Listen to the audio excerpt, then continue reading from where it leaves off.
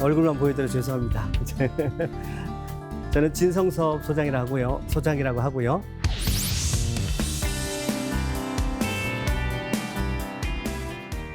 자, 시작을 해보겠습니다. 초원 문명, 세계사의 변혁은 초원에서 시작이 됐다.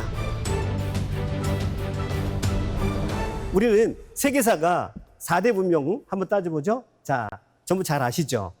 큰 강을 끼고 발달했습니다. 자, 제일 먼저 발달한 문명이 이제 티그리스 유프라데스 강에 있는 메소포타미아 문명에서 기원전 약 3,500년 전에 문명이 발달합니다. 그러니까 수메르 문명 여러분 아시죠? 그 다음에 이제 나일강에서 이집트 문명이 발달하고요. 순서가 그렇습니다. 이제 인더스 문명이 그 다음에 발달하고요. 비교적 한 1000년 정도 후에 이제 중국 문명, 황하 문명이 발달하게 됩니다. 그 위에는 강력한 초원길을 따라서 초원 문명이 발달했다는 겁니다. 자, 이걸 한번 보시죠. 이게 지금 녹색으로 표시되어 있는 이 부분이 어디냐면 그 문명들 위에 있는 스텝 지역입니다. 그래서 요거를 일컬어서 뭐라고 그러냐면 유라시아 초원, 유라시아 스텝이라고 합니다. 유럽과 아시아로 연결되는 초원입니다. 자, 이 초원들을 보시기 바랍니다. 저쪽 끝을 보시기 바랍니다. 이 초원길이 길이가 어떻게 되냐면 약 8,000km입니다. 여러분, 말을 타고 가면 말이 하루에 몇 킬로를 갈까요? 이 몽골 쪽 같은 경우는 군마가 150km를 갑니다. 하루에. 150km를 갑니다. 그러면 이쪽 끝에서 저쪽까지 가는데 며칠이 걸릴까요? 2개월 정도 걸립니다. 그 초원길의 동쪽에 맨 끝에 가면 있는 평야가 하나 보이죠? 뭐라고 써 있나요? 만추라고 써 있죠. 만주평야입니다. 우리가 갈고 있는 그 유명한 만주평야. 그러니까 자 보세요. 이 지도만 딱 보시더라도 우리나라가 북방민족의 영향을 받았을까요? 안 받았을까요? 끝자락에 있으니까 당연히 받습니다. 그 영향을 직접적으로 받는 겁니다. 직접적으로. 자, 그러면 이쪽에 서쪽 끝에 가면 서쪽 끝에 요 초원지대가 있습니다. 서양의 입구에, 유럽의 입구에 어디입니까? 헝가리 평야입니다. 헝가리 평야. 헝가리인들은 훈족의 피를 받았다라고 그러죠. 헝가리 자체가 훈족이니까요. 자, 그래서 요 유라시아 초원을 저는 제5문명이라고 하고요. 요거를 왜 5문명이라고 교과서에 못 실어놓냐면 공식이 깨지지 않습니까? 문명하면 강 주변에서 발달해야 되는데 강은 없는데 이 거대한 띠처럼 거의 문화가 같습니다. 유목민이기 때문에. 여기는 유목민만 살 수 있는 그런 지역입니다. 유목민만. 그래서 이것을 유라시아 초원 제5문명이다 이렇게 얘기하고요. 자, 인류가 대항해 시대가 열리고 산업혁명이 발달하기 전에 사실은 이 네 문명보다도 이 5번째 문명이 인류사에 훨씬 더 영향을 크게 줍니다. 그리고 더 다이나믹한 그런 요소들을 가지고 있습니다. 중국을 이해하실 때는요, 지도를 딱 보실 때는 모자를 생각하시면 됩니다. 모자가 어디 있나요? 지형에서? 저 모자가 뭘 말할까요? 황하를 말합니다. 근데 중국을 딱 이해하실 때는 아, 북쪽에 황하가 흐르는데 모자처럼 쓰여 있구나. 그 다음에 그 위에가 중국 위에가 뭐가 있을까요? 고비 사막하고 몽골 초원이 있습니다. 몽골 초원이 있습니다. 그 다음에 이쪽으로 쭉 오시면요, 중간에 카자흐 초원이 있습니다. 이제 이쪽에서는 우리가 흔히 서역이라고 그러죠. 그 다음에 여기 카스피아하고 흑해 사이 요쪽을 남러시아라고 합니다. 러시아 영토입니다. 지금 남러시아 초원입니다. 그리고요, 이게 초원지대인데요. 그 초원지대를 가만히 보시면 이제 지금 중국에서 제일 인종적으로 고통을 당하는 데가 어디냐면 중국 사람들이 절대 안 놔주려고 하는 땅이 있죠. 신장 위구르 자치구 있죠. 신장 위구르 자치구가 여기 보시면 타클라마칸 사막입니다. 사막 지역입니다. 우리나라가 1.5배입니다. 사막 하나 크기가 1.5배고요. 그 밑에 가면 티베트 고원이 있습니다. 티베트 고원. 이거 다 중국이 이걸 다 가지고 있습니다. 황하 그 일대하고요. 이쪽으로 오면 타클라마칸 사막, 그 다음에 티베트까지 중국이 다 가지고 있는 어마어마한 땅을 차지하고 있습니다. 중국이 엄청나게 큰 대국입니다. 자, 그래서 일단 이 지형을 일단 아셔야 되고요. 자, 구글 지도를 가져왔습니다. 그러면 이제 한번 여러분 타클라마칸 사막이 어디에 있나요? 이 지도에서? 중앙에 보면 여기 분지가 보이죠? 하얗게 분지가 보이죠? 여기가 타클라마칸 사막입니다. 이게 대단히 중요합니다. 그리고 요 밑에가 티베트 고원이죠. 지금 서장자치구, 위 타클라마칸 사막이 있는 데는 신장자치구라고 합니다. 신장자치구라고 하고요. 그 다음에 이쪽에 보면 카자흐스탄 평원이 있고 이쪽에 몽골 평원이 있습니다. 그래서 몽골 초원을 조금 더 넘어가면 바로 한반도가 나오는 겁니다. 그래서 우리나라가 영향을 많이 받고 있는 것을 볼 수가 있습니다. 인류가 제일 먼저 아까 말씀드렸듯이 말 위에 타는 것은요, 상당히 시간이 많이 걸립니다. 말을 가축화시키는 것은 기원전 약 2, 3천 년 정도가 되는데 실제로 사람들이 말 위에서 기마해가지고 말을 부리는 것은 한 기원전 9세기밖에 되지 않습니다. 그 전에는 말을 저렇게 훈련해서 마차로 다녔습니다. 전차죠. 자, 보세요.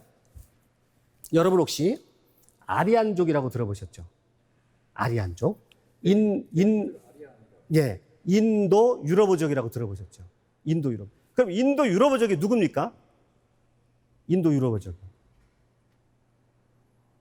그럼 아리안족 하면 누가 떠오릅니까? 아리안족 하면 백인들이죠? 누가 떠오르면 히틀러가 떠오르죠? 히틀러가 자기들을 뭐라고 주장합니까? 순수 아리안족이라고 얘기를 해요. 그러면 그 아리안족, 이제 언어적으로 학자들이 연구를 해봤더니 인도 유럽어족이라고 하는 지금의 대부분의 서양 사람들이 쓰는 그 언어의 모국어 같은 언어가 어디 한 군데에서 있었다라는 거예요. 그곳이 어디냐면 바로 이쪽입니다. 여기가 흑해고요. 여기 카스피인데 아까 이쪽은 제가 어디 지역이라고 그랬죠? 남러시아지라고 했죠. 남러시아족의 여기 흑해하고 카스피의 그 북쪽에 원래 아리안족들이 살았다는 거예요. 원래 거기에서부터 이들이 어떤 원인이 있었건 어떤 이유에건 이들이 흩어지기 시작합니다. 그 전 세계로 흩어지기 시작을 해요. 그래서 이들이요, 우리가 알고 있는 거의 서양 대부분의 민족의 조상이 됩니다. 자, 보세요. 켈트족, 라틴, 로마족, 미케하고 도리아니까 이거라든가 그리스, 자, 슬라브족, 게르만족, 이쪽에 보면 인도도 지금 아리안 계통이거든요. 그 다음에 여러분 잘 아는 이란도 아리안하고 언어가 비슷하죠? 똑같은 언어입니다. 그래서 아리안에서, 즉 초원지대에서 서양 사람들의 대부분의 혈통이 다 나왔습니다. 세계 인구의 약 45%, 반 정도가 됩니다. 그러니까요, 인류의 대부분의 종족, 서양의 거의 인류의 반 정도가 어디서 나온 겁니까? 초원에서 나왔다는 겁니다. 초원에서. 인류는 절대 농경문화 거기서 나와가지고 거기서 변화된 것이 아니라 초원에서부터 뭔가 강력한 민족들이 나오기 시작했다는 겁니다. 이게 우리 일반 상식하고 다른 겁니다. 자, 보세요. 히틀러가 뭐라고 얘기했냐면, 자, 그러면 자기들 게르만 민족들은 어떤 민족이냐? 순수 아리안이라고 봤어요. 다른 아리안들은 다 흩어지면서 어떻게 된 겁니까? 피가 섞였다고 본 거예요. 근데 유독 자기들 독일 게르만 민족만큼은 아리아인들의 원뿌리를 가지고 있다. 이렇게 인종적으로 주장한 거예요. 그래가지고 하얀 피부, 자, 독일 사람들 생각해 보세요. 독일의 그 아주 전통적인 키 큰 사람들, 푸른 눈, 금발, 활 모양의 후두부. 저는 이게 납작합니다, 여기가. 전 납작한데, 여기가 이렇게 뒤에는 활 모양의 후두부. 그런데요, 재밌는 것은요, 히틀러는요, 흑발에 푸른 눈이 아니고 검은 눈이었어요. 그 다음에 활 모양의 후두부를 가지고 있는 게 아니라 자기 자신은 어땠습니까? 납작한 후두부를 가지고 있어요, 히틀러가. 자기는 무슨 소리예요? 스스로가 이 이론을 거부한 거죠. 그래서 이렇게 순수 아리아인들이 아닌 사람들을 죽였는데 특별히 누구를 죽였습니까? 유태인들을 죽인 겁니다. 이 종족주의가 여기 나와요. 그래서 여러분, 인류 역사에 강력한 긍정적이건 부정적이건 어떤 영향을 미친 그런 커다란 줄기는요, 초원에서 나왔습니다. 초원에서 나왔습니다. 자, 그래서 요 마크 있죠. 요것도 아리아인들이 태양을 상징할 때 쓴 것들이었습니다. 요 마크도 이제 이 독일 나치의 마크였잖아. 자, 그러니까 우리가 뭡니까? 아리아인이라고 하는 사람들은 원래 어디 사람들이다? 초원 사람들이다. 자, 이 카데시 전투라고 하는 유명한 고대 전투가 있는데요. 고대 전투가 이런 식으로 벌어집니다. 지금 뭐 가지고 싸우나요? 전차로 싸우고 있죠. 자, 그 다음에 춘추 시대, 중국의 춘추 시대도 뭘 가지고 싸우나요? 우리는 중국의 춘추 시대 그러면 막 사람들이 무기 들고 가지고 싸울 것 같습니다. 이렇게 싸웁니다. 전차를 가지고요. 한 사람은 전차를 몹니다. 한 사람은 그 위에서 화살을 쏩니다. 한 사람은 그 위에서 창을 가지고 찔러댑니다. 이게 춘추시대 중국의 전투 방식입니다. 우리가 생각했던 그런 방식이 아니에요. 전국시대, 철기시대가 들어오면서 철기가 보급되면서 개인의 무기가 강해졌습니다. 그때 뭐가 생겼냐면 보병이 생기고 기병이 생기는 겁니다. 얼마 안 돼요, 사실은. 그 전에는 싸움을 하면 이런 식이었습니다. 전차 싸움이었습니다. 자, 제가 왜 이 말씀을 드리느냐면 요 시대가 지나면서 이제 아까 말씀드렸죠? 기원전 8세기에 이르러서 사람들이 말을 타기 시작한 게 기원전 9세기라고 그랬어요. 기원전 8세기 이르면서 최초의 서양에서 스키타이라고 하는 기마 민족이 등장합니다. 그리고 요들이 있은 다음에 1세대 정도, 요들의 끝자락에서 나온 기마 민족이 누굽니까? 네, 스키타인데요. 바로 흉노족입니다. 동양의 흉노족이 나오는 거예요. 그래서 인류 최초로 말을 탄 사람들이 제국을 만들었습니다. 그게 바로 우리가 알고 있는 흉노족 또는 훈족입니다.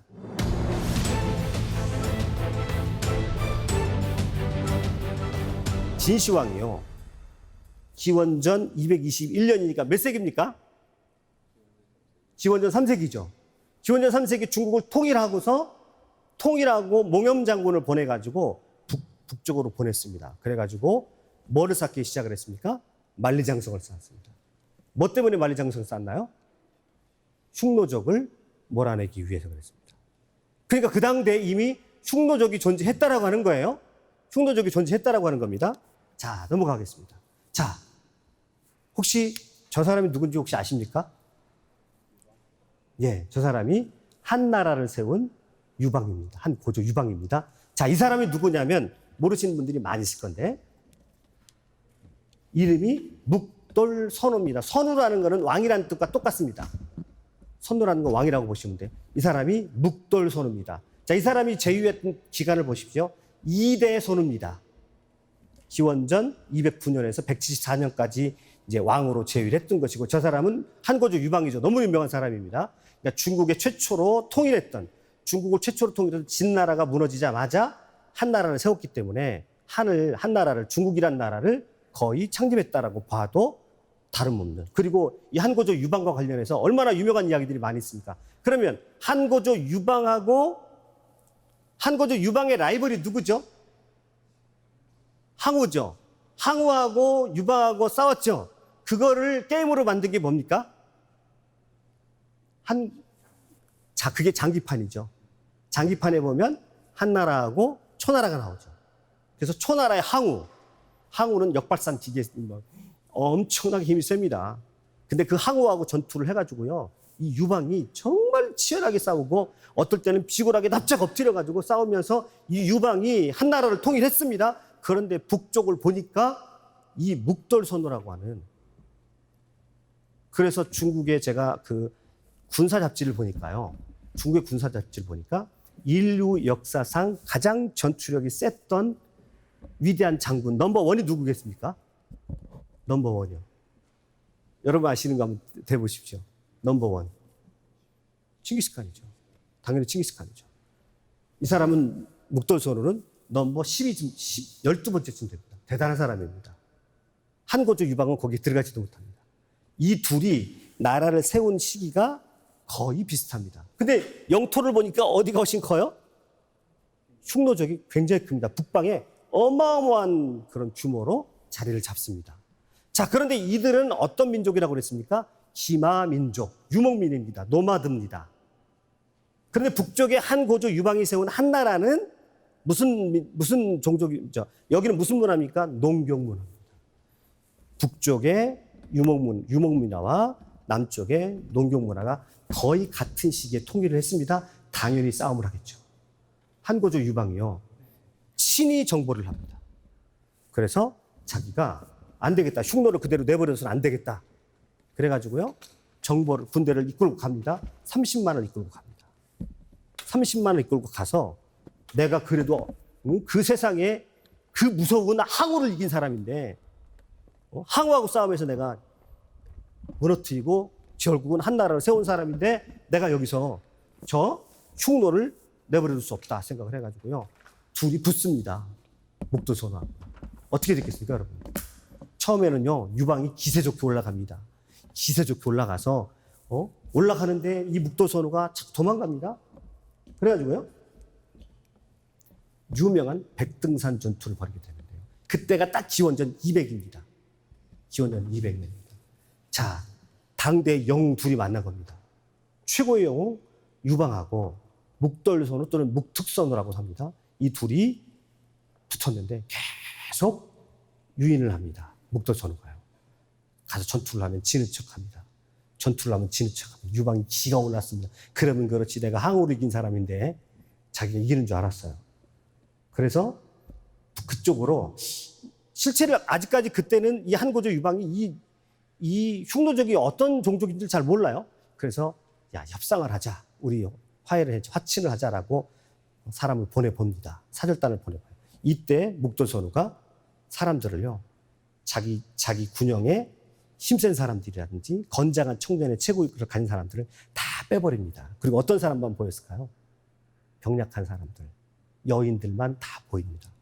그때 이 사람 사신들이 유방에게 돌아와가지고 그쪽 캠프를 가보니까요, 전부 노약자들밖에 없습니다. 우리가 이대로 밀어버리면 됩니다라고 보고를 합니다.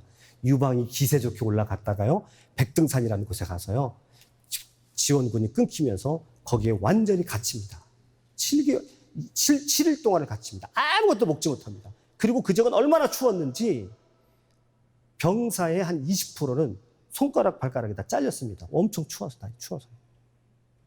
참패를 당한 겁니다. 거기서 7일 동안 아무것도 먹지 못하고 죽게 생겼습니다. 자, 그때 여러분 유방의 혹시 책사 아시는 분 계신가요? 여러분 제 채널에 많이 와서 들으십시오. 유방의 책사 중에 3대 책사가 있죠. 한신이 있었고요. 또 그다음에 장량이 있죠. 네, 장량. 또 소화가 있습니다. 이 3대 책사인데 소화가 장량하고 소화가 꾀를 냅니다. 그래가지고 이 묵돌선우의 와이프를 가서 몰래 만납니다. 뇌물을 가지고. 어떤 식으로 묵돌선우의 아내를 협상을 시켰을까요? 너 만약에 이대로 한 고조 유방이 다 지고 묵돌선우가 패자가 되면 어떻게 감당하래 당신? 우리 한나라에 들어오면 여인들이 얼마나 예쁜데 얼마나 예쁜 여인들이 많이 있는데 당신이 묵돌선우가 만약에 거기 들어오게 되면 아마 당신은 거들떠도 안 볼 겁니다. 그렇게 협상을 합니다. 그래가지고 이 연지라고 그러는데요. 이제 왕비가 자기 묵돌선우를 제재를 합니다. 여기까지 그만 돌려보내세요. 그래가지고 겨우 살아납니다. 유방이. 그 다음에 유원이 먼저 합니까? 유원이 흉노는 절대 거들지 마라. 이 싸움의 대상이 안 된다. 그러면서 그때 협상을 맺습니다. 평화조약을 맺는데 조약의 내용이 뭡니까? 한왕실의 여인을 선우의 연지라는 거는 이제 왕비를 말합니다. 왕비로 바친다. 두 번째는 보세요. 매년 하는 흉노에게 솜, 비단, 술, 쌀 등을 바친다. 그 다음에 황제와 선우 사이에는 형제 명약을 뺀다. 이거 말이 형제 명약이지 뭐 하는 겁니까? 동생이죠. 여러분 중국이 처음 시작할 때 자기들이 맨날 조공받고 약소국에서 막 받은 것처럼 얘기하지만 사실은 뭐부터 시작한 겁니까? 공물을 바치는 것으로 시작을 했어요. 누구한테요? 흉노족한테. 처음에 전투력이 상대가 되질 않습니다. 흉노족하고 이 한이 붙어보니까 한고조 유방이 자기 자식들에게 유언을 합니다. 너희들 흉노하고 싸우지 마라. 아까 흉노하고 싸웠던 게 기원전 200년이라고 말씀드렸어요. 백등산 전투 끝난 다음에요. 그리고 유언을 남겼거든요. 자, 중국 사람들이 이거를 극복하는데 몇 년이 걸렸을까요? 이 흉노족하고 이 전투력의 차이, 흉노족이 어마어마하거든요. 이 차이를 극복하는데 여러분 한무제 아시죠? 한무제가 등장했을 때, 즉 약 한 60년이 걸렸습니다. 60년 동안 매년 조공을 바칩니다. 매년 조공을 바치고 그 60년 동안 흉노족이 들어오면 또 다 털어줍니다. 흉노족이 안 오는 것 같아도 또 잊어버릴 만하면 한 번씩 들어오거든요. 또 조공을 바칩니다. 굉장한 치욕을 당하는 겁니다. 중국 사람들이 이거 잘 말 안 해요. 말 안 합니다. 흉노족에게 어마어마한 수치를 당하게 되고요. 자그마치 60년이니까 세대로 말하면 30년을 한 세대로 치자면 두 세대 동안은요. 중국이 뭐 한 줄 아십니까? 중국이 자기 힘을 키웠습니다. 그런데 이 유목민이 그렇게 강력한 제국을 이룰 수 있는 것은 뭐냐? 한 가지가 필요한데 그것이 강력한 리더십인데요.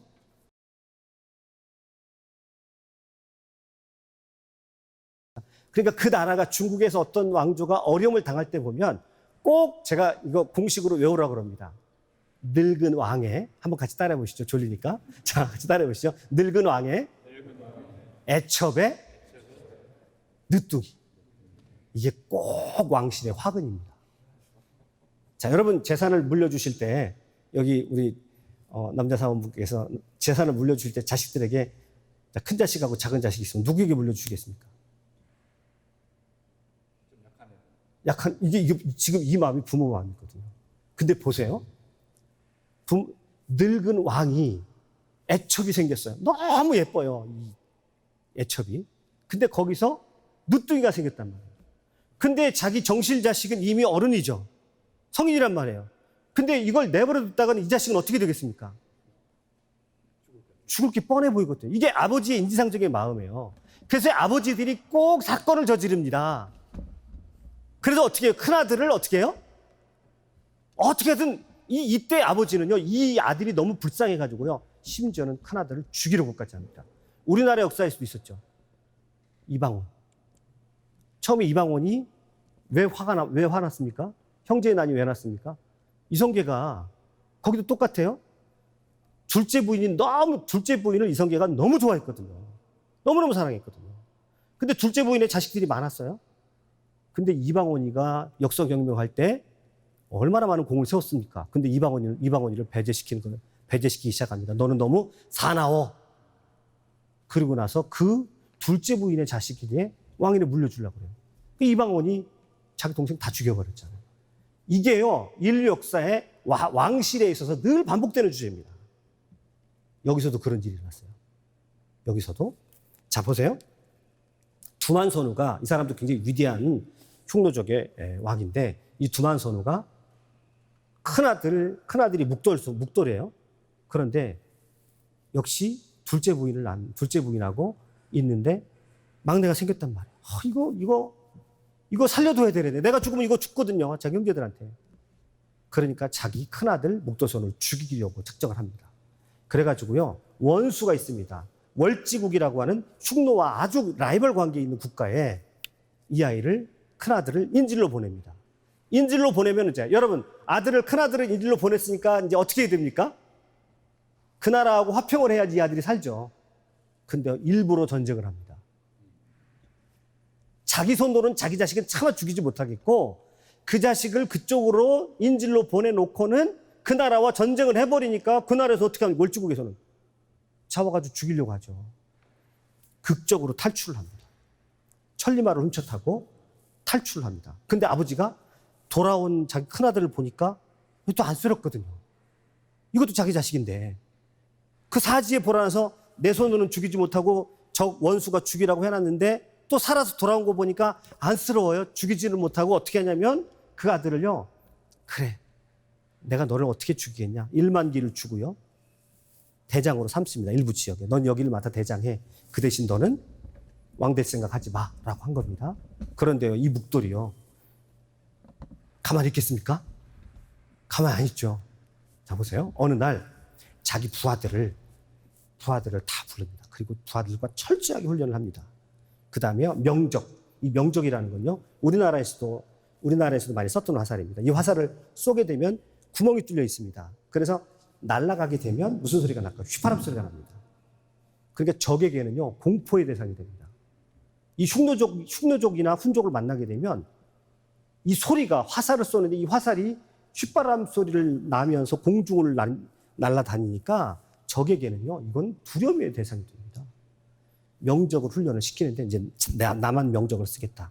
그리고 부하들에게 명령을 합니다. 뭐라고 명령을 하냐면, 내가 명적을 쏜 곳에 너희들이 모두 내가 명적을 어느 곳을 어떤 대상을 향해서 명적을 쏘든 간에 내가 쏘는 그 지역을 가서 소리나는 그 지점을 너희들이 쏘지 않으면 내가 너희들 다 죽이겠다.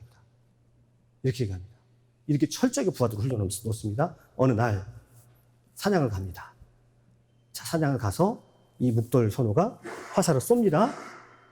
부하들이 그 명적이 소리 나는 곳으로 화살을 같이 쏩니다. 아, 그래 너희들이 훈련이 됐구나. 어느 날요, 이 묵돌이 굉장히 아까워하는, 굉장히 아끼는 말이 하나가 있었습니다. 갑자기 사냥을 하다가요, 묵돌이 말을 향해서 화살을 쐈습니다. 부하들이 깜짝 놀랐겠죠. 당황했겠죠. 부하들이 당황하고 어떤 부하들은 쐈습니다. 근데 어떤 부하들은 이거 우리 대장이 사랑하는 말인데 이거 쏴야 되나 말아야 되나 하다가 기회를 놓친 겁니다. 그 사람은 어떻게 됐겠습니까? 죽는 겁니다. 부하들에게 훈련을 시키는 거예요. 그 다음에 어느 날 자신의 아내가 사냥터에 있었습니다. 아내를 향해서 명적을 쐈습니다. 약속을 한 거예요. 명적을 쐈습니다. 사람들이 망설이다가 어떤 사람은 쐈을 것이고 어떤 사람은 못 쐈겠죠. 내 대장의 부인인데 내가 어떻게 쏴? 지금으로 말하면 죄송합니다, 사장님의 아내를 쏘라는 거예요. 그때 쏜 사람들은 다 살았지만 안 쏜 사람들은 다 죽었습니다. 그 다음에 누구만 남았을까요? 아버지죠.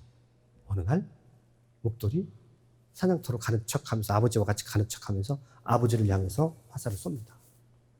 반사적으로 그 부하들이 묵돌의 아버지를 향해서 쏩니다. 뭐가 일어난 건가요? 아들이 아버지를 죽이고 자기가 왕이 된 겁니다. 혁명이 난 거죠. 왜 이랬을까요? 우리가 보면 농경민의 사람들은, 농경민의 후손들은요, 절대 이 컨셉을 이해하지 못합니다.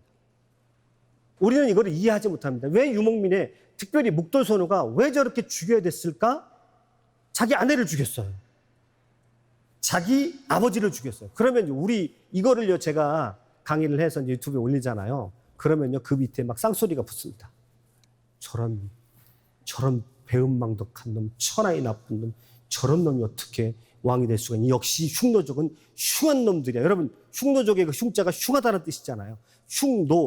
노예자들이거든요. 원래 훈이 맞습니다. 원래 흉노족은 훈족이라고 해야 맞는데 중국 사람들은 한자 차용을 하면서 흉한 노예들 이런 이름 붙였거든요.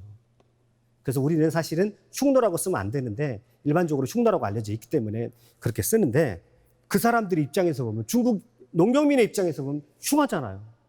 아주 흉한 사건이 발생했습니다. 왜 이렇게 해야만 됐을까요?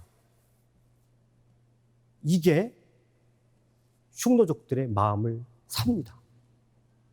이 사건을 통해서 묵돌 선호가 영웅이 됩니다. 이게 이해가 됩니까? 우리의 사고방식으로? 우리의 사고방식으로 자기 아버지를 죽였는데, 자기 아내를 죽였는데, 이때 흉노족의 이 묵돌 선호를 따르는 사람들이 이 묵돌을 신뢰하면서 강력한 리더십이 생겼고 뭉칩니다. 이게 무슨 심리일까요, 도대체? 자, 한번 보십시오. 왜 이런 식의 강력한 리더십이 필요했을까 한번 얘기를 해보는 겁니다. 불안정한 삶의 조건입니다. 긴 겨울, 짧은 여름입니다. 심한 일교차가 납니다. 1월 평균이 영하 24.3도인데요. 최저가 48도까지 내려갑니다.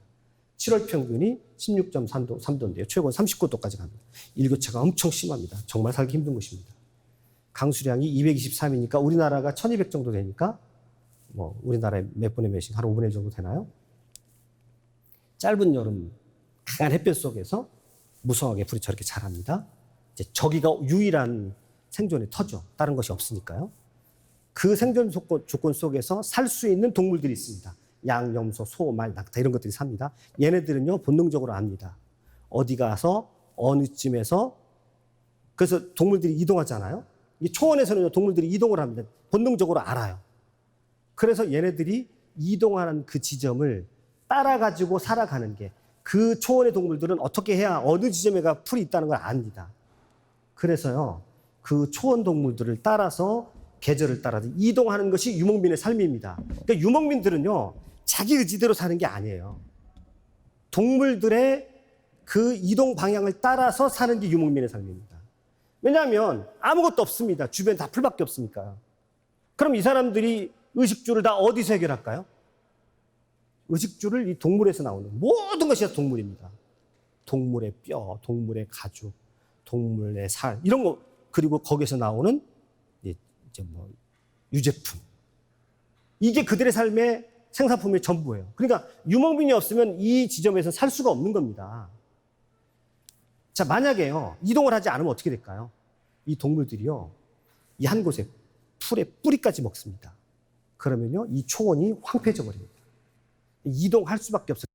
그러면 여기다가 11년 주기로 통계적으로요 약 11년 주기로 강이라는 이상 가뭄이 옵니다. 이 가을철이 되면 이제 겨울철 준비를 해야 되지 않습니까? 가을철이 됐을 때 강이라고 불리우는 가뭄이 옵니다. 초가을부터 풀이 말라버려요. 그러면 겨울을 날려고 하면은 동물들이 겨울 나기 위해서 많이 먹어야 되거든요. 가을에. 근데 가뭄이 나서 많이 못 먹습니다. 그래서 유목민들이 요거를 대비하기 위해서 이 초가을에 가뭄이 오는 걸 대비하기 위해서 자기들끼리 약속을 해요. 요 초지는 건들지 말자. 요 부분은 건들지 말자. 이렇게 약속을 해요. 자기들끼리. 그래서 요런 강이 오게 되면 그 지역의 풀들을 군데군데 먹으면서 겨울을 나는 겁니다. 그런데 여기다가 강만 오는 게 아닙니다. 쪼드라고 하는 추위가 옵니다. 그러니까 가뭄이 왔다가 그해 겨울에 엄청난 추위가 옵니다. 그러니까 여름, 가을 가뭄 추위에 때일은 강추위가 오는 겁니다. 이때요. 사람, 가축들이 전부 쓰러져. 이거는요, 1999년에 있었던 실제로 막 CNN이 생중계했던 그런 장면입니다. 가축들이 다 죽어갑니다. 가축이 죽으면 사람 살 수 있나요? 못 삽니다. 이게 몽골 초원에서 이 강과 쪼드가 약 11년, 12년 사이에 계속 반복됐습니다. 여러분 보고 살려고 한 그 지역에 가서 우리는 여행 한번 갈 때 5월 달에 지금 요때요. 굉장히 좋습니다. 초원에 가면 막 너무도 꽃들이 아름답게 그냥 피어 있는 그 장면만 보고 그게 초원의 삶의 전부라고 생각하면 큰 착각입니다. 너무너무 고통스러운 삶이에요. 언제 죽을 줄 모르는 삶이에요. 그래서 이 사람들의 목적은 뭡니까? 이 사람들의 꿈은 뭡니까? 이 유목민들의 꿈은 생명에 살아남는 거예요. 생존입니다. 생존 본능입니다. 윤리, 도덕 찾을 시간 없습니다. 그거 이전에 이들은 먼저 가장 중요한 게 뭐냐면 살아남아야 됩니다. 이때는요, 분쟁이 생기기 시작합니다. 아까 말씀드렸죠. 그런 이제 가뭄을 대비해서 이 저축 토지를 남겨둔다고 그랬어요. 이런 상황이 되면요, 그거를 차지하려고요, 싸움을 합니다. 그때는요, 생존의 싸움을 하는 겁니다. 초지가 황폐화되고요, 분쟁이 생기기 시작합니다. 여러분, 몽골 초원에서 유목민으로 살아간다는 거, 저는 이거를 디지털 노마드로 생각을 하면 거의 비슷하다고 봅니다. 몽골 초원에서 유목민으로 살아간다는 거 이런 겁니다. 자원이 없습니다. 거의 동물에서 나오는 거 외에는 아무것도 없습니다. 그러니까 부족한 자원에다가 날씨가 사납습니다. 반목, 약탈, 배신, 난무합니다. 우선 살아야 되니까 가장 가까이에 있는 캠프 속에 들어가서 뭐라도 훔쳐올 수 있는 거 훔쳐와야 됩니다. 사람을 도무지 믿을 수가 없습니다. 완전히 그 세계는요, 불신의 세계입니다. 무한 경쟁의 제로섬 게임입니다. 내가 거기 있는 거를 어떻게든 탈취해가지고 와가지고 내 것으로 쌓아놓고 지켜야 됩니다. 그렇지 않으면 살 수가 없는 그런. 여러분, 우리 자본주의 사회 속에서 우리도 약간 그런 것 속에 살죠. 여러분도 약간의 제로섬 경쟁 속에서 산다라고 보시면 됩니다. 그래서 거기에는요, 윤리, 도덕, 이거 이전에 생존의 욕구가 지배하는 사람이에요. 제가 이거를 동영상에 올렸더니 나도 그런 사회에 사는데 라고 댓글이 나와요. 나도 그런 사회 속에 살고 있는데 맞습니다. 수많은 사람들이 그런 삶을 살고 있죠. 자, 몽골 초원에서 유목민으로 살아간다는 것은 이런 삶을 살아가는 겁니다. 정말 남을 믿을 수가 없습니다. 그러니까 믿을 수 있는 건 오직 가족밖에 없습니다. 그래서 몽골은요, 시족, 이게 되게 중요합니다. 그래서 오히려 시족들이 정통성 있는 시족이 중요하다고 그래가지고 오히려 계급이, 그러니까 시족 명문 가족이 이게 농경 문화보다 더 강할 수 있습니다. 이 사람들이. 자, 사고 실험을 해볼게요. 상황 1. 자, 보세요. 나는 남편이에요. 아내가 둘이 삽니다. 그런데 말이 한 마리입니다. 자, 누구를 먼저 살리시겠습니까? 선생님이 먼저 사시겠어요? 아내를 먼저 살리시겠습니까? 제가 먼저 살으셔야 되죠.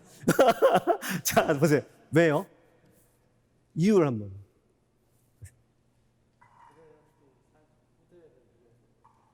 아니, 아내분이 잡혀가면 후대를 못 잇잖아요. 맞습니다, 답은.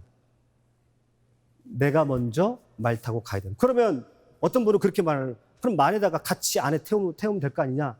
그러면 어떻게 되겠습니까? 금방 잡히죠? 그 초원에서 얼마 못 갑니다. 그러니까 이럴 때는 100% 남자가 먼저 말을 타고 아내는 버려두고 갑니다. 몽골초원에서 그래요. 자, 이런 상황을 한번 생각해요. 상황 2. 나하고 아내가 있는데 말 2마리예요. 말 2마리입니다. 자, 어떻게 되겠습니까? 이럴 때. 나하고 아내가 있는데 말이 2마리예요. 한 마리씩 타고 가겠습니까? 아닙니다.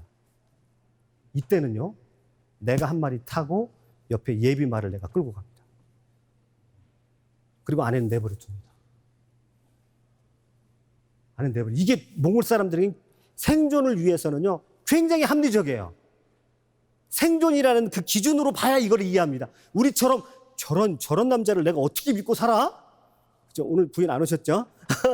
내가 어떻게 저런 남자를, 나부터 살려야지, 자기부터 살고 도망. 그런데 남자는 무조건 죽입니다. 약탈군이 오면요, 남자는 무조건 죽여요. 아내는요, 안 죽입니다. 자기 아내를 살습니다. 여자가 부족하기 때문에 약탈원이 일상화되어 있어요. 그래서 이 아내는 남자인 나보다 생존의 확률이 훨씬 높습니다. 그리고 우선 내가 살아야 그 다음에 내가 약 빼앗겼던 이 아내를 내가 다시 찾아올 수 있는 거예요. 우리 농경민의 상식으로는 이해할 수 없는 거예요. 자, 이렇게 됐습니다. 나, 남동생, 아내, 말 2마리. 자, 여러분이 몽골이 일어나면 어떻게 됩니까? 말 2마리인데 나하고 남동생이 있고 아내가 있습니다. 어떻게 되겠습니까? 내가 탑니다. 남동생 태웁니다. 남자들이 있어야, 남자들은 그 자리에 있으면 그냥 죽습니다, 다. 근데 내 가족 지키려고 한다면 우선 나는 도망가서 살아야 돼요. 그리고 남자들이 도망가는 게 훨씬 더 유리해요. 이럴 때는 말할 것도 없이 나하고 남동생 타고 아내는 어떻게 됩니까? 내버려 둡니다. 그럼 아내는 어떻게 되겠습니까? 저쪽으로 가는 거예요. 그래서 누군가의 아내가 되어 있는 거예요. 여러분, 몽골이 안 태어난 걸 다행으로 하셔야 돼요, 여러분들. 자, 그 다음에 상황 4. 나, 남편, 아내, 말 3마리. 어떻게 될까요? 나하고 남동생이 있습니다. 그 다음에 아내가 있어요. 근데 말이 3마리예요. 예비말을 끌고 가야 되기 때문에 아내는 이 상황에서 또 버림받습니다. 이거 이런 삶을 살아가요. 이 기준은 뭡니까? 어떻게 하든 살아야 된다. 특별히 남자가 살아야 된다. 여자는 잘 안 죽여요. 왜요? 거기는 척박한 땅이기 때문에 결혼하는 것이 되게 어려워요. 결혼하는 것이 되게 어렵습니다. 왜냐하면 결혼을 하려면요, 일단 대릴 사이로 가서 어린 시절에 대릴 사이로 그 집에 가가지고 몇 년 동안 봉사하면서 거기서 유목을 보통 몽골 사람들은 기초적인 유목에 관한 훈련을 어디서 배우냐면 내가 결혼하려고 하는 그 색시 집에 가서 배워요. 몇 년을. 그래야 그 색시의 그러니까 노동력을 가지고 올 수 있다라고 생각하기 때문에, 그러면 아내를 그렇게 해서 그 처갓집에 내 노동력을 충분히 내가 보상을 해주고 아내를 데려오는 겁니다. 아내 그냥 못 데려와요. 그런데 약탈은요, 그냥 데려올 수 있잖아요. 그런 거 없이도. 그럼 약탈은 유행하는 겁니다. 이건 실제입니다. 칭기스칸이에요. 칭기스칸이 초기에 집안에 여자가 5이 있었어요. 남자가 7이 있었습니다. 말이 9마리가 있었습니다. 자, 누구 먼저 탑니까? 자기 타고 남자들이 무조건 남자들은 타죠. 남자들은 그 자리에 남았으면 다 죽임을 당합니다. 어떻게든 남자들은 도망가야 됩니다. 그래서 보르칸 칼톤산이라는 곳으로 남자들은 말 1마리씩 타고 도망갑니다. 그럼 말이 몇 마리 남았죠? 2마리 남았죠. 1마리는요, 예비말로 또 가야죠. 예비말로 가야 됩니다. 자, 그러면 여자들이 잔뜩 남았어요. 그런데 이때 누가 타고 가냐면 칭기스칸의 어머니가 타고 갑니다. 왜 그러냐면, 이 상황이 왜서 그러냐면 칭기스칸의 어머니는요, 칭기스칸의 아버지 예수게이라는 사람이 있는데 예수게이가 약탈해온 사람이에요. 그거를요, 이 자기의 아내를 빼앗겼던 메르키트족이라고 하는 그 종족이 20년을 기다린 거예요. 그 원수를 갚느라고. 그 칭기스칸이 결혼했다는 소식을 딱 듣고 복수하려고 온 거예요. 그러니까 칭기스칸은 어떻게 태어난 사람입니까? 자기 아버지 예수게가 약탈해온 여자하고 그 사이에서 태어난 사람이 바로 칭기스칸이에요. 그러니까 칭기스칸이 결혼했다는 소식을 듣고 빼앗겼던 그 종족들이 복수를 하러 온 거예요. 그러니까 그 어머니는 여기 남아있으면 죽는 거예요. 안 됩니다. 그래서 그 어머니를 데리고 갑니다. 그 어머니는 말을 타고 가는데 자기 딸을 태우고 가버립니다. 그럼 누구만 남아요? 며느리하고, 그러니까 칭기스칸의 아내하고, 그 다음에 큰어머니가 남아있는데, 그래가 거기에 또 할머니 한 분하고 남아요. 이 사람들은 다 잡혀가서 가면 나중에 칭기스칸이 자기 아내를 찾으러 가거든요. 자기 아내 배가 불러옵니다. 이 누구시에요? 그 아들의 이름이 주치입니다. 주치. 주치의 뜻이 뭔지 아세요? 손님이란 뜻입니다. 손님. 그 아들을요, 차별하지 않고 그대로 키워요. 분명히 남의 씨인 게 분명한데, 나중에 찾아올 때 보니까 아내가 배가 불러 있어요. 여러분, 이런 기준, 이 기준이 뭡니까? 이 몽골에서 이 기준이라는 건 뭐예요? 살아남아야 된다는 거예요. 여러분, 우리가 인생의 극한 상황에 들어가면 뭡니까? 살아남는 거, 이게 정말 큰 문제입니다, 이거. 어떨 때는 죽는 게 더 편할 수가 있어요. 그러니까 몽골 초원의 삶이라고 하는 것은요, 다른 기준이 아니에요. 살아남아라, 이거예요, 살아남아. 살아남는 사람이 최고인 거예요. 지긋지긋한 이 복수의 악순환의 불신에 믿을 수 없는 이 악순환의 고리를 끊어줄 사람을 간절하게 기다리는 겁니다. 이 초원의 사람들은. 그래서요, 그들은 항상 영웅을 기다려요. 마치 메시아가 오는 것을 기다리는 것처럼 그런 마음으로, 야, 이 불신의 세상, 이 험악한 세상을 좀 누군가 나와가지고, 영웅이 나와가지고 이 문제를 좀 풀어달라고 하는 그런 바람이야, 이러죠. 그래서 유목민의 역사는 뭐냐면 항상 영웅이 등장합니다. 자, 최초의 영웅이 누군 거예요, 그럼요? 아까 묵도소는. 근데 묵도소가 왜 영웅이었습니까? 자기 어머니를 죽여요. 자기 아내를 죽여요. 자기 말을 죽여요. 사랑하는 말을 죽여요. 그때 유목민들은요, 강한 신뢰감을 느낍니다. 아, 내가 묵도라고 있으면 난 안 죽겠구나. 내가 묵도라고 있으면 저 사람은 자기 아버지를 죽인 사람이야. 저 사람은 우리 같으면 그렇게 판단한단 말이에요. 아버지를 죽이고 아내를 죽이고, 야, 저건 인간도 아니야, 그렇게 생각할 텐데, 그 몽골촌의 유목민들은요, 묵돌소노의 그거를 보고요, 신뢰감을 느낍니다. 아, 내가 묵돌소노와 같이 있으면 묵돌소노가 화살을 쏘는 그 방향에 나도 쏘면 적어도 이 사람하고 나는 공동운명체를 만들어낼 수 있구나. 그래서요, 최초의 흉노 대제국을 이루는데 그 대제국을 이루는 원리가 바로 그거예요.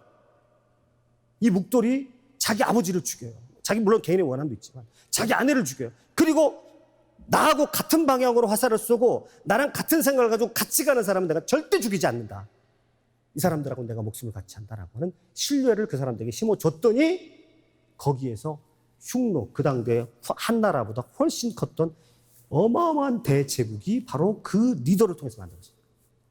이게 모든 유목국가들의 공통적인 특징입니다. 그래서 그 뒤에 선비족이든지 그 다음에 어떤 종족이 유목민이 나온다, 만주족도 마찬가지입니다. 하나의 강력한 리더십을 가진 리더가 등장합니다. 그래서 그 리더가 사람들에게 뭐를 자극을 시켜주는 겁니까? 너 나랑 같이 있으면 살 수 있어 라고 하는 확신을 주는 겁니다. 여러분, 칭기스칸이 왜 위대한 리더인 줄 아십니까? 칭기스칸은요, 너 나랑 같이 있으면 살 수 있어 라고 하는 거기에다가, 칭기스칸은 위대한 사람입니다. 거기다가 사람들의 마음 가운데 신뢰감을 주어줍니다. 가치의 세계를 만들어냈어요, 칭기스칸. 그 몽골 초원에서. 굉장히 위대한 사람입니다. 그리고 거기에서 이 칭기스칸이 잘한 점이 뭔지 아닙니까? 하층민들에게 꿈을 줬습니다. 이 몽골 사회의 유목사회는요, 굉장히 계급사회입니다. 오히려 더. 왜냐하면 살아야 되기 때문에. 시족 중심 사회입니다. 그런데 그 칭기스칸은요, 하층민의 사람들에게 꿈을 줬습니다. 너희들도 나랑 같이 열심히 하면 너희들도 1000호장 될 수 있고 너희들 10,000호장 될 수 있어. 너희들이 10,000명의 군사를 건드릴 수 있어. 와, 이거는요, 몽골 초원에 있는 사람들에게는요, 꿈 같은 얘기입니다. 야, 나 같은 하층민이 칭기스칸을 따라다니고 저 칭기스칸에게 충성을 다하면 나도 1000호장이 될 수 있네, 나도 10,000호장이 될 수 있네. 이런 꿈을 갖기 시작하는 겁니다. 그래서요, 하층민들을 중요시하고 누구든지 능력이 있으면 능력 있는 사람에게 자리를 맡깁니다. 이거는요, 그 전에 볼 수 없는, 몽골 초원에서 볼 수 없는 리더십이에요. 여러분, 칭기스칸과 아들, 손자까지 이렇게 대이르기까지 전 세계를 다 휩쓸었잖아요. 오늘날의 유럽 사람들이 가장 무서워하는 유럽 사람들의 악몽으로 남아있는 게 이 칭기스칸이잖아요. 그러면 그 몽골 초원에 그 약탈과 막 전쟁이 난무하고 막 배신이 난무하고 서로를 죽여야 내가 사는 그 치열한 생존의 한 복판에서 칭기스칸은 그들에게 꿈을 준 겁니다. 위대한 사람입니다. 여러분, 이런 극한 상황에서 사람들에게 꿈을 줬다는 거예요. 평등사회에 대한 신념을 줬어요. 여러분이 똑같습니다. 여러분 리더가 되길 원하세요? 뭐를 줘야 됩니까? 리더가 되고 싶으면 뭐를 줘야 됩니까? 사람들에게 꿈을 줘야 돼요. 당신도 할 수 있습니다. 당신도 이 상황 속에서 뭔가를 할 수 있습니다. 이게 칭기스칸이 줬던 거예요. 이 묵돌소르는 칭기스칸보다 좀 격이 떨어지죠. 왜 그렇습니까? 1차적으로 살아야 된다. 나 믿고 살면 내가 내 부모는 배신해도 너희들은 배신 안 한다. 이거를 심어준 거예요. 그랬더니 어마어마한 대제국이 만들어집니다. 사람들이 묵돌소르에 절대적으로 충성합니다. 칭기스칸은 한 단계 더 나가서 평등의 사회, 하층민들에게도 꿈을 주고 너희들도 대장이 될 수 있고 너희들도 리더가 될 수 있어라고 하는 비전을 막 심어준 겁니다. 그러니까요, 칭기스칸을 위해서 사람들이 목숨을 걸어요. 칭기스칸은요, 사람들에게 굉장히 중요하게 생각했던 것이 뭐냐면 신뢰입니다. 신뢰, 믿음. 그래서요, 자기 아내가 약탈을 당했어요. 납치됐어요. 한동안. 그래서 다시 만났을 때는 배가 불렀다고요. 그거는 칭기스칸이 용서합니다. 그런데 바람난 거는 용서 못해요. 왜 그럴까요? 바람난 거는 용서 못하고 약탈된 자기 아내는 용서했어요. 왜 그럴까요? 그리고 그 자식을 자기 자식하고 똑같이 키웠습니다. 왜 그랬을까요? 신뢰 문제입니다. 그 바람을 난 거는요, 부부간에 신뢰를 깼다는 거예요. 그건 용서할 수 없어요. 이렇게요, 칭기스칸은 사람들에게 신뢰가 중요하다는 걸 알려주고요. 그 다음에 누구든지 꿈을 꾸면 너희들도 신분상승할 수 있어 라고 하는 비전을 심어준 거예요. 여러분이 리더가 되기를 원하시는데 여러분도 뭔가 정말 꿈을 가지고 나도 사람들과 더불어서 뭔가 훌륭한 일을 해야 되겠다. 리더가 되려고 한다면 반드시 이런 분위기 전환을 해요. 그래서 팔로워들이 그 목표를 향해서 자신의 모든 것을 던져서 성취하고 자기도 자아 성취를 할 수 있다라고 하는 비전과 꿈이 심어주지 않으면 원리는 똑같은 거예요. 우리는 요거를요, 그냥 현상만 보면, 저 묵두선우 저놈 저 아버지를 죽이고 아내를 죽이고, 자기 사랑하는 말을 죽이고 저놈을 어떻게 믿고 따르지. 그런데 유목민들은요, 그걸 보고요, 믿음이 간 거예요. 묵돌선우라고 한다면 내가 목숨을 걸만 하겠다. 저 사람과 같은 방향으로 가면 적어도 나는 죽이진 않을 거고. 이거를 사람들이 받아들인 거죠. 자, 그 거친 유목 초원에서 살아남는 비결이 뭡니까? 첫째, 사람들은 강력한 리더십을 원했어요. 나를 살려줄 수 있는 리더십. 내가 믿고 따라가면 적어도 나는 죽지는 않겠다라고 하는 그런 자기 자신의 확신이 필요했던 거죠. 그런 사람들이 탄생할 때마다 북방에는요, 어마어마한 대제국이 만들어집니다. 여러분, 투르크가 지금 어딘가요? 우리가 교과서에서 투르크족은 뭘로 배웠습니까? 돌골족이라고 배웠죠. 지금은 어디예요? 터키죠. 똑같은 원리입니다. 똑같은 원리입니다. 북방의 유목민들에게는 이런 리더십이 굉장히 필요했던 겁니다. 자, 이제 이해하시겠죠? 묵돌소는 왜 아버지를 죽였는가? 나랑 같은 방향으로 화살을 쏠 수 있는 사람은 내가 끝까지 같이 간다. 확신 준 거예요. 모든 시대, 모든 리더들에게 두 사람이 같이 가면요, 반드시 리더가 한 사람 존재합니다. 인간은요, 두 사람 이상 가면 반드시 리더가 존재하고요. 리더가 있고 팔로워가 있고요. 그 리더가 어떤 방향을 주느냐에 따라서 분위기가 달라지고 그 조직이 달라지는 겁니다. 자, 천고마비. 그러면 하나 더 나가봅시다. 이렇게 리더가 섰어요. 근데 먹을 것이 있습니까? 없습니까? 여전히 없죠? 그러면 뭐해서 살아야겠습니까? 약탈을 해야 되겠죠. 근데 그전에는 자기들끼리 약탈했단 말이에요. 근데 리더가 생기고 나니까 이제 힘이 모아졌어요. 내부적인 힘이 모아졌으니까 바깥으로 약탈을 해야 되겠죠. 그래서 천고마비, 하늘이 높고 말이 살찔 때쯤 가을이 되면 농경민들이 추수를 하겠죠. 자, 천고마비. 요때가 되면 누가 옵니까? 흉노족이 오는 겁니다. 자, 그래서 이 리더가 약탈을 해오면 그거를 공평하게 분배를 합니다. 그러니까 그전의 사회하고는 이건 말할 수 없는 좋은 사회가 이루어진 거예요. 이루어진 겁니다. 이거를 농경민의 관점에서 보면 안 됩니다. 유목민의 생존 조건. 지금으로 요 말을 번역하면 리더가 된 사람들은 이제 뭘 해야 되냐면 먹거리를 줘야 돼요. 기원전 143년이니까 기원전 200년에 백봉산에서 졌다고 그랬어요. 그래서 한나라가 끊임없이 조공을 바칩니다. 해마다 공주들을 보내고 막 비단을 보내고 그다음에 먹을 거를 보냅니다. 보내고 겨우 조공을 해야 전쟁을 안 하니까 또 흉노족이 내려오면 달래가지고 또 보냅니다. 그 대신 절대 60년 동안 싸우지 않습니다. 한나라가. 그러다가 60년 동안 국력을 보충한 거예요. 여러분 삼국지가 왜 났는지 삼국지 여러분 좋아하시죠? 그럼 삼국지가 왜 생겼는지 아십니까? 결국 흉노족 때문에 생긴 거거든요.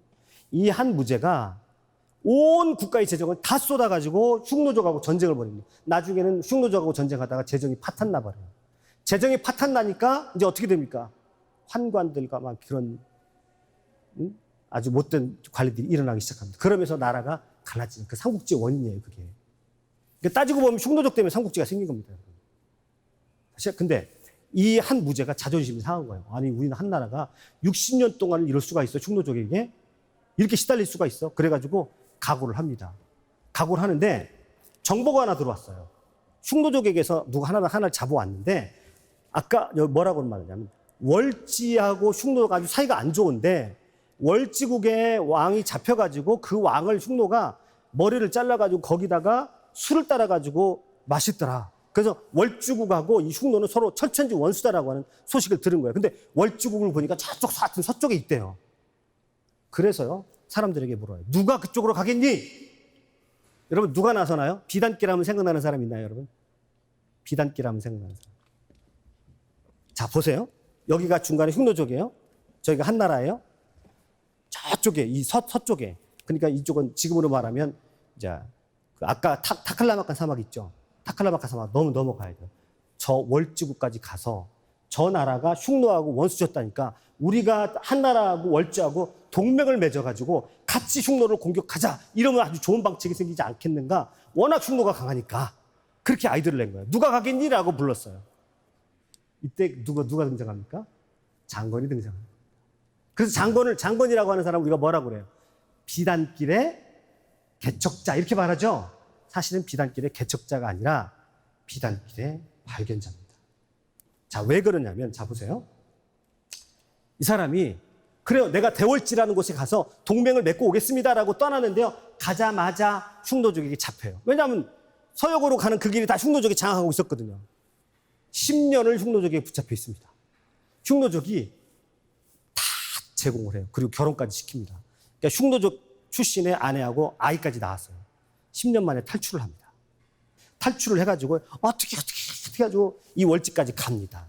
월지까지 가서 월지 왕에게 우리 한나라 황제께서 당신 나라하고 동맹을 맺어서 흉노를 공격하기를 원합니다. 그랬더니 뭐라고 하는 줄 아세요? 이 사람이 나는 이미 여기서 그쪽에 있는 박트리아는 나라를 다 정복하고 여기 얼마나 살기 좋은 땅인데 내가 흉노족하고 또 뭐라고 싸우니? 그래서 할 수 없이 장건이 돌아갑니다. 돌아가다가 다시 흉노족에게 잡혀요. 그래서 1년 동안 또 포로로 잡혀 있어요. 그럼 몇 년이에요, 이게? 약 13년 동안을 흉노족에 잡혀 있다가 탈출을 합니다. 그때 한나라가 눈을 떠요. 뭐에 관한 눈을 뜨는지 아십니까? 여기 파란색으로 칠한 이 부분. 타클라마칸 사막에 가보니까 그때는 중국 사람들이 여기가 어떤 곳인지 까맣게 몰랐어요. 까맣게 몰랐는데 여기 가보니까 요 타클라마칸 사막 그 주변 있죠. 여기는 천사산맥이고 여기 쿨룬산맥인데 요 경계를 따라서 어마어마한 도시국가들이 있는 거예요. 이 도시를 일컬어서 오아시스 도시라고 합니다. 어마어마한 오아시스 도시들이 있는 거예요. 그러면 이 오아시스 도시들은 뭐 해가지고 먹고 살까요? 봤더니 이들이 비단 장수를 하고 있었어요. 이들이 무역을 하고 있었더라는 거예요. 그리고 흉노족은 이들을 그냥 정벌하는 것이 아니라 이들과 관계를 맺고 이들을 지켜주는 대신에 이들의 장사와 이들의 삶을 지켜주는 대신에 이들이 장사하고 남은 세금을 10분의 1 정도를 걷어서 흉노족에게 바치고 있더라고요. 흉노족이 그럼 어떻게 살았는지 알겠죠?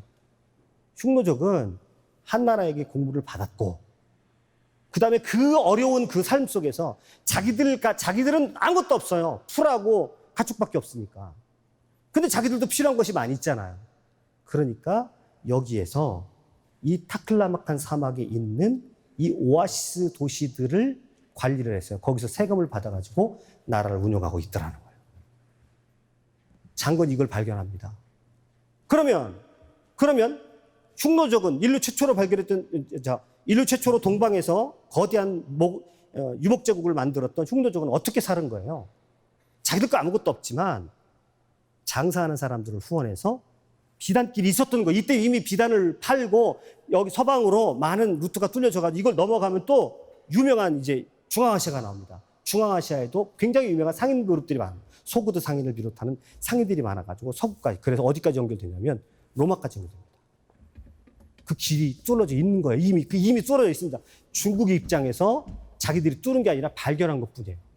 그럼 이제 여러분, 한나라 입장에서 이 몽골족이, 이 흉노족이 사는 굉장히 중요한 살 수 있는 비결은 뭐냐면 한나라에게 공부를 받은 거, 그 다음에 그 비단의 일부를 여기 상인들에게 맡겨가지고 상인들이 가서 팔라고 해가지고 수익금을 얻은 거, 그 다음에 이들을 통해 세금을 받은 거 가지고 이 사람들이 나라를 운영했었구나라고 하는 걸 그제서야 발견한 겁니다. 그러면 여러분들이 이제 한나라의 무죄라고 생각해 보세요. 그러면 어디를 공략을 해야 되겠습니까? 어디를 공략을 해야 되겠습니까? 자, 흉노족의 특징은 강력한 리더십이 있습니다. 그 다음에 이쪽에 상인들과 결탁을 해서 상인들로부터 세금을 받고 있었어요. 그러면 여러분이 한 무죄라고 하면 어디를 공격해야 돼요? 여기 공격해야죠. 여기를 공격해야죠. 그래서 여기 한나라에서 여기 올라가는 노란색과 요 쑥색의 경계 있죠. 여기를 하서회랑이라고 합니다. 긴 회랑 같은 도로가 연결이 됩니다. 티베트 고원하고 이 사막지대하고 연결되면서 긴 하서회랑이라고 하는 그 길이 있어. 거기를 놓고요. 이제 중국사에 조금 관심 있는 분들은 뭐 곽거병이라든지 뭐 이런 장군들 여러분 아실 겁니다. 그 사람들이 치열하게 싸움을 합니다. 그래가지고 여기를 다 정복을 합니다. 여기를 정복을 하면 이제 흉노족은 살 수 있는 터전이 없죠. 그럼 어떻게 될까요? 서쪽으로 가는 겁니다. 서쪽으로 가서 그 사람들이 유럽에 나타나면 유럽 사람들은 깜짝 놀란 거예요. 갑자기 뭐 어디서 이상한 사람들이 오는데 말을 너무 잘 쏘고 화살을 쏘면 화살이 쉥쉥거리고 날아가고 와, 괴물 같은 사람이 나타나는 거예요. 여러분, 베네치아. 제 유튜브에 베네치아가 왜 생겼니? 이 바로 훈족 때문에 생긴 거거든요. 훈족들이 막 몰려오니까 베네치아 사람들이 바닷가 있죠, 바다의 그 섬 속, 그쪽으로 도망간 거예요, 그냥. 그러다가 그 바다에 그, 간척지 있죠. 물이 있는데 거기다가 세운 게 베네치아입니다. 예, 그게 바로 훈족 때문에 생긴 거예요. 그러니까 이들이 나라를 세울 수 있었던 것은 강력한 리더십이 필요해요.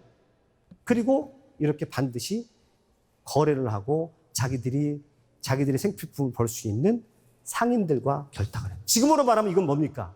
사업의 원리로 따지면 자, 뭐를 해야 되는 겁니까? 여러분이 돈이 모이는 것을 봐야 된다. 돈이 모일 수 있는 것을 예측을 할 수 있어야 된다. 이건 개인의 삶이나 회사나 다 마찬가지입니다. 흉노족의 삶의 원리입니다. 흉노족이 강력한 대제국을 이룰 수 있었던 것을 몰랐어요, 그전에는.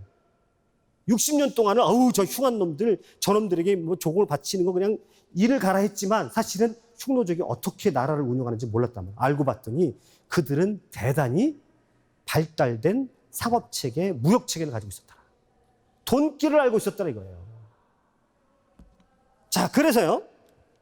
훈족, 이들의 삶의 목적은 뭡니까?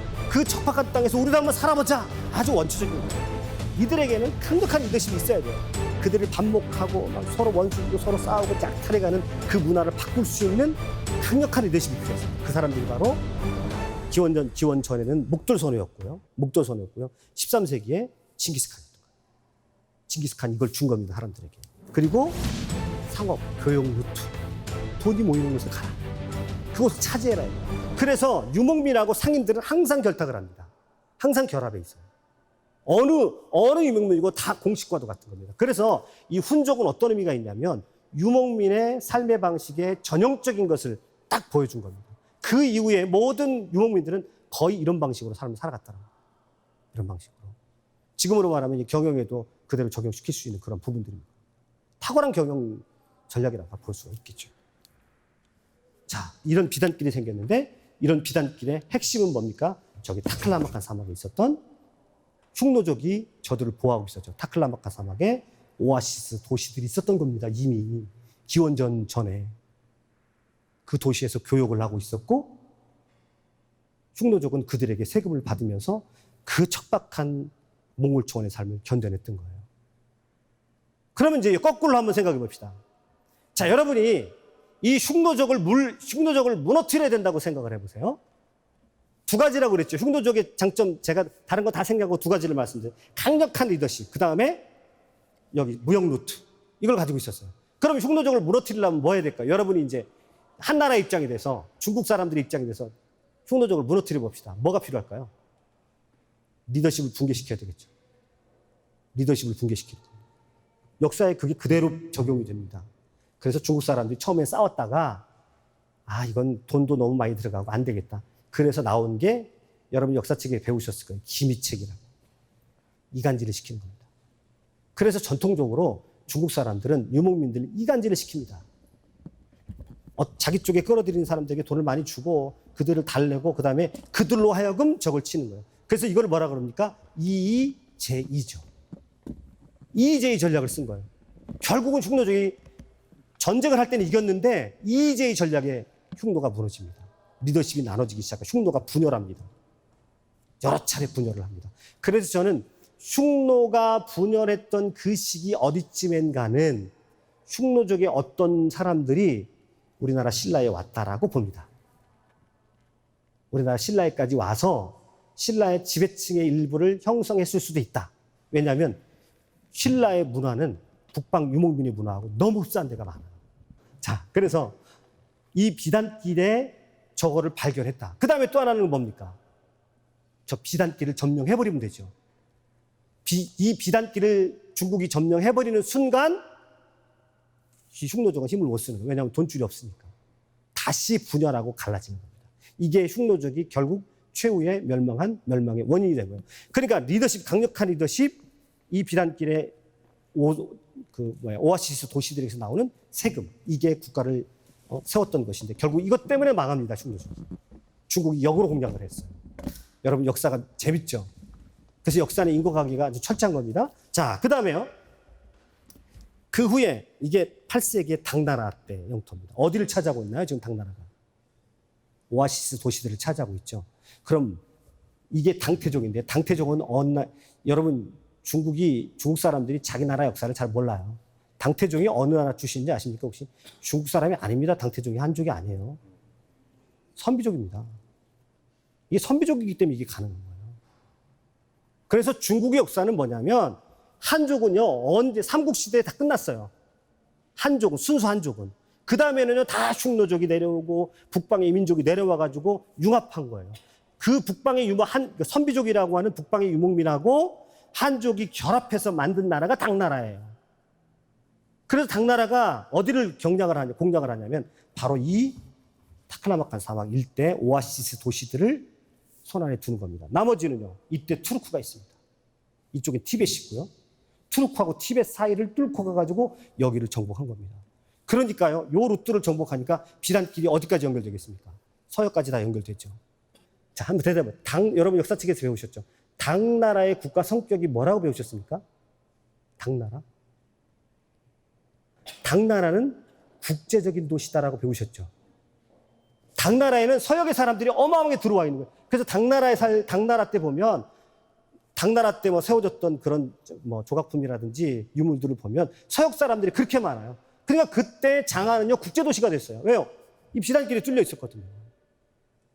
근데 원래 이 비단길은 누가 발견한 거예요? 흉노족이 몰래 있었던 거죠. 근데 그거를 당나라가 이거를 찾으면서 그래서 우리가 흔히 동아시아 문화다 이렇게 얘기하는데 동아시아 문화는 중국 문화가 아니라 어디 문화냐면 한족 플러스 유목민인 선비족, 이 당태종이가 선비족이에요. 그 다음에 서방의 문화가 결합해가지고 소위 우리가 말하는 동아시아 문화가 형성되고 여러분 동아시아 문화다 그러면 유교 문화라고 착각하기 쉬운데 그게 아닙니다. 동아시아 문화는 서양과 한족과 선비족들 결합된 문화예요. 우리가 역사를 이 중국 사람들도 자기 역사를 잘못 해석하고 있어요. 그래서 실제적인 한족은 없습니다. 혈통상의 한족이 있는 게 아니라 문화상의 한족이 있는 거죠. 문화로.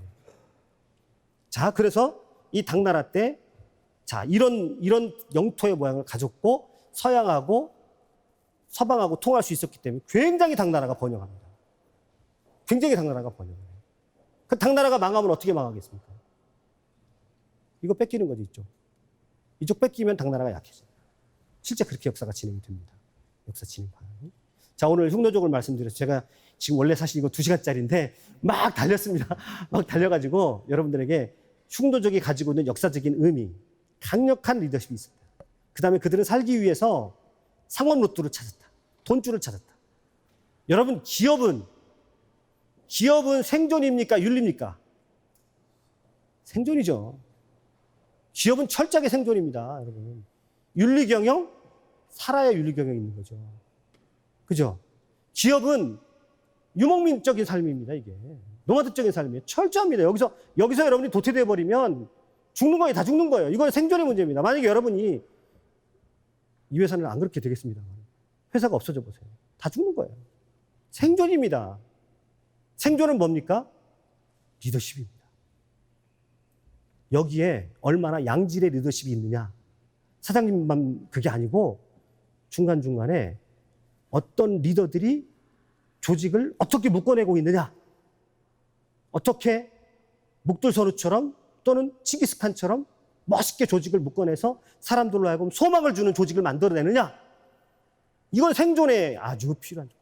그리고 여러분들은 하루하루를 그냥 과제만 하는 게 아니라 여러분들의 관심과 여러분의 모든 것들은 어디에 돈이 모이고 어디에 돈이 흐르는지를 보셔야 된다는 거예요. 저는 잘 몰라요. 저는 잘 모르지만 여러분은 아실 겁니다. 어디에 돈이 뭉쳐있고 어디로 가야 돈이 흐르는지를 아실 겁니다. 이게 유목민들에게, 흉노족에게 지금 이 시대에도 여러분이 배우셔야 할 겁니다. 그래서 제가 여기서도 너무너무나 할 얘기들이 많이 있습니다만은 오늘 흉노족에 한해서 말씀을 드렸고 여러분들이 이것을 좀 깊이 흉노족의 생존 방식을 한번 깊이 생각을 해보시면서 오늘 여러분의 삶에도 좀 충격이 좀 주어지고 여러분의 일상에도 뭔가 좀 여러분들이 스스로가 변화를 만들어내서 능동적인 회사가 돼가지고 대한민국의 최고의 회사가 되기를 바랍니다. 감사합니다.